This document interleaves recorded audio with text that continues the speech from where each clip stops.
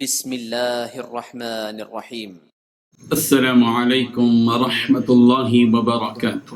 الحمد للہ وکفی وسلام علی عباده الذین اصطفی، اما بعد۔ حاضرین و ناظرین، یہ درس نمبر 1209 ہے، اور آج سورہ مریم کی 2 آیتوں کی تلاوت اور تشریح کی جائے گی، آیت نمبر 49 اور 50، 49 and 50۔ چلے سب سے پہلے ان 2 آیتوں کی تلاوت کرتے ہیں، لفظی ترجمے اور ترجمے کے بعد تشریح کرتے ہیں۔ اعوذ باللہ من الشیطان الرجیم، بسم اللہ الرحمن الرحیم۔ فلما اعتزلهم وما يعبدون من دون الله وهبنا له اسحاق ويعقوب وكلا جعلنا نبيا ووهبنا لهم من رحمتنا وجعلنا لهم لسان صدق عليا صدق اللہ العظیم۔ لفظی ترجمہ یوں ہے، فلما، پھر جب، اعتزلهم، وہ ان سے کنارہ کش ہوئے، وما، اور ان سے بھی جن کی یعبدون، وہ عبادت کرتے تھے، من دون اللہ، اللہ کے سوا، وہبنا، ہم نے عطا کیے، لہو، اسحاق و یعقوب، انہیں یعنی حضرت ابراہیم کو اسحاق اور یعقوب، وکلنا، ہر ایک کو، جعلنا نبیا، ہم نے نبی بنایا، ووہبنا لہم، اور ہم نے انہیں نوازا، من رحمتنا، اپنی رحمت سے، وجعلنا، اور ہم نے کر دیا، لہم، ان کے لیے، لسان صدق علیہ، سچائی کی زبان، یعنی بلند مرتبہ۔ ترجمہ یوں ہے، چنانچہ جب وہ ان سے اور ان بتوں سے الگ ہو گئے جنہیں وہ اللہ کی بجائے پکارا کرتے تھے، تو ہم نے انہیں اسحاق اور یعقوب جیسی اولاد بخشی، اور ان میں سے ہر ایک کو نبی بنایا، اور ان کو اپنی رحمت سے نوازا، اور انہیں اونچے درجے کی نیک نامی عطا کی۔ ان 2 آیتوں میں 4 باتیں بتلائی گئی ہیں۔ پہلی بات، جب حضرت ابراہیم علیہ السلام اپنی قوم سے اور وہ جن کی عبادت کرتے تھے ان سے دور ہو گئے، تو ہم نے انہیں اسحاق اور یعقوب عطا کیا۔ دوسری بات، ان میں سے ہر ایک کو نبی بنایا۔ تیسری بات، ان کو اپنی رحمت سے نوازا۔ چوتھی بات، انہیں اونچے درجے کی بلندی عطا کی۔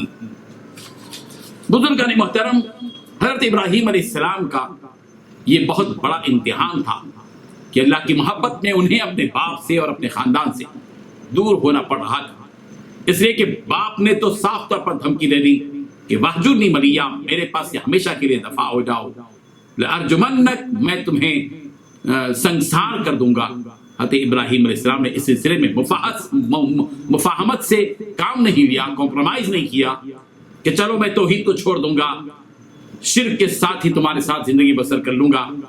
ایسا ہرگز حضرت ابراہیم نے نہیں کہا، بلکہ توحید کے تقاضے کے مطابق اپنا فیصلہ حضرت ابراہیم علیہ السلام نے اپنے باپ کے سامنے رکھ دیا، اور سب کے سامنے رکھ دیا کہ میں تم سے دور ہو رہا ہوں، تم سب سے، اور بظاہر محرومی ہی صحیح، مگر میرا رب مجھے محروم نہیں رکھے گا۔ چنانچہ حضرت ابراہیم علیہ السلام نے اپنے باپ سے اور ان تمام چیزوں سے جن کو اللہ کے سوا عبادت کر رہے تھے دوری اختیار کر لی۔ تو اللہ تبارک و تعالیٰ نے حضرت ابراہیم علیہ السلام کی مدد کی اور محرومی کے احساس کو دور کر دیا، اور ان کی آنکھوں کی ٹھنڈک کے لیے ان کی نسلوں میں حضرت اسحاق اور یعقوب جیسی شخصیتیں عطا فرمائیں جو سب کے سب نبی تھے۔ اتنا ہی نہیں، بلکہ اللہ تبارک و تعالیٰ نے ان سب کے لیے اپنی رحمت کا ایک خاص حصہ بھی عطا کیا، اور اللہ نے ان کے ذکر خیر کو، ان کی نیک نامی کو بلند سے بلند کر دیا۔ ہزاروں برس بیت گئے، آج بھی حضرت ابراہیم علیہ السلام اور ان کے افراد خاندان کے نام کو اللہ تبارک و تعالیٰ نے زندہ و تابندہ رکھا ہے۔ وہ کون سا لمحہ ہے جس لمحے میں حضرت ابراہیم و اسماعیل اور ان کے خاندان کے افراد کی یاد نہیں ہوگی؟ ابھی تک ہزاروں لاکھوں افراد نہیں بلکہ کروڑوں انسان سعید کے دوران اس خاندان کو یاد کرتے ہیں۔ مقام ابراہیم کو دیکھ کر اور آب زمزم پی کر اس خاندان کو یاد کرتے ہیں۔ قیامت تک کے لیے اللہ نے اس خاندان کو نیک نامی اور بلندی سے نوازا۔ یہ صلہ ہے حضرت ابراہیم علیہ السلام کی اس قربانی کا جو انہوں نے توحید کا جام پینے کے بعد دی، اور روئے زمین پر توحید کے پیغام کو زندہ رکھنے کی انتھک کوشش کی۔ سورۃ الشعراء کی آیت نمبر 84 میں حضرت ابراہیم علیہ السلام کی وہ دعا مذکور ہے جس میں حضرت ابراہیم علیہ السلام نے ذکر خیر کی دعا یوں کی تھی وَجَعَلْ لِي لِسَانَ صِدْقٍ فِي الْآخِرِينَ، اور میرا ذکر خیر پچھلے لوگوں میں بھی باقی رکھیے۔ اسی دعا کا نتیجہ ہے کہ حضرت ابراہیم علیہ السلام اور ان کے خاندان کا نام آج بھی تر و تازہ اور زندہ ہے، اور انشاءاللہ قیامت تک ان کی نیک نامی اور بلندی اور ان کا ذکر خیر اور ان کا چرچا باقی رہے گا۔